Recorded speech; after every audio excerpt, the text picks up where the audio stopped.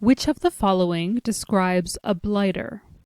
A persistently annoying person, B, a small bubble on the skin, or C, having a more vivid color? The definition of blighter is A, persistently annoying person. But how can you answer this without prior knowledge of the word? The good news is that with questions like these, usually the other two definitions are for words that sound similar to the given word. Let's go through the other choices for some examples.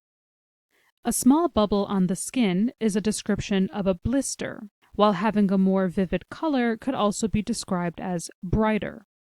Although both of these words sound similar or are written similarly to blighter, neither is quite there. Therefore, A, a persistently annoying person, can be marked as our final answer.